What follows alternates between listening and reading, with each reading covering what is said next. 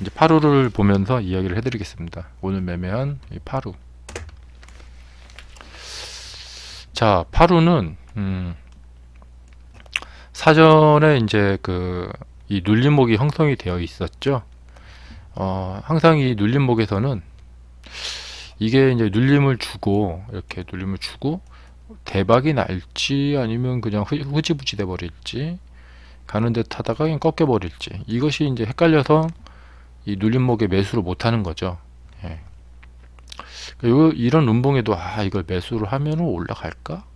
이게 이제 헷갈려서 매매를 못 하는 거예요. 그런데 이제 이렇게 돌파가 됐습니다. 예.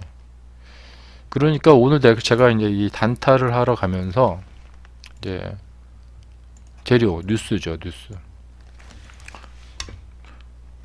제가 주말 내내 뉴스를 보면서 계속 폐렴, 중국 폐렴 있죠. 이 중국 폐렴 뉴스가 계속 나오는 거예요. 그래서 월요일날 이 중국 폐렴 재료가 테마가 형성이 되겠구나. 예. 제가 지난주에 계속 말씀드렸죠. 예를 말씀드리면서 예전에 메르스 사태 기억나시냐? 막 그런 말도 막 했었죠. 근데 이번에 똑같이 또 이 중국 폐렴 테마가 이제 오늘 이제 보니까 형성이 됐어요. 그래서 먼저 뭐 진원생명과학이라든가 이런 종목들이 치고 나가 버렸죠. 그래서 이제 이 파루도 이제 상승을 했었고 아침에. 예. 거기다가 더불어서 일봉 차트 눌림목을 사전에 만들어 놓은 모습을 봤고요. 자, 그러니까 오늘 제가 이제 매매가 잘 됐는데 수익을 난 요인을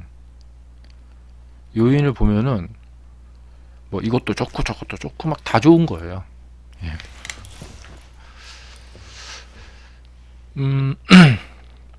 그리고 이제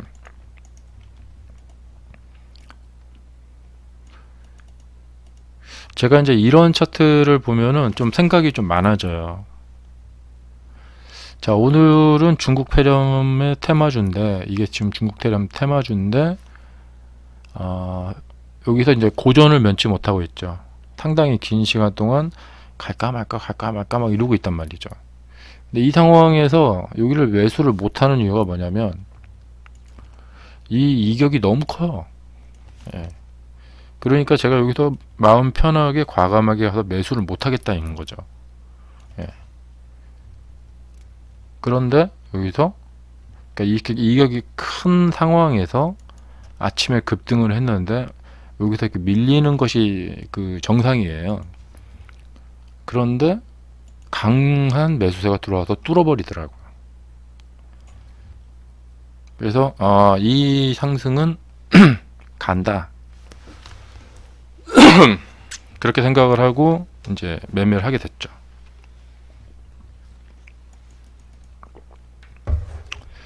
그런데 이제 매수를 하고 나서 주가가 밀린 거예요. 이렇게.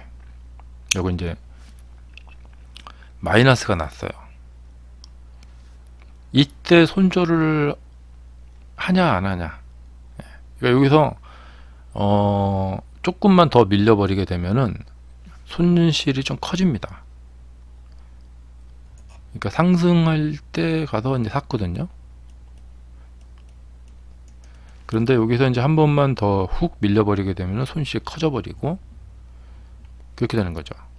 근데 이제 기다려봤더니 바로 양봉이 나와줬고 이렇게 여기서 음봉으로 밀려버리면은 아마 제가 손절을 했을 거예요. 그런데 버텨주고 여기서 결정적으로 밀어 올려주더라고요. 그래서 수익이 나기 시작했고 수익을 낼 수가 있었습니다. 이렇게. 그런데 이제 문제는 뭐냐? 여기도 상당히 사람들이 와서 삽니다. 근데 여러분들이 이제 보시다시피 보면은 여기서는 이제 거래량이 상당히 강하게 붙죠. 근데 그 다음에는 거래량이 약하게 붙죠. 그만큼 상승에 대한 어떤 확신, 매수세의 강도가 그만큼 약하다는 거예요. 그리고 또 알 수 있는 건 뭐냐면 상승할 당시에 이렇게 사게 되면 이렇게 돌파된다고 해서 여기서 이제 사람들이 사게 되는데 그 다음에 추가 거래량이 붙죠. 근데 여기서 거래량이 더 붙지를 못해요. 예. 그리고 이렇게 됩니다. 그래서 이제 실전에서 보면 어떻게 되냐면 이쪽에서 매수하신 분들이 이 하락과 이 하락, 이 무너짐에 다 털리게 됩니다. 손절을 하게 됩니다.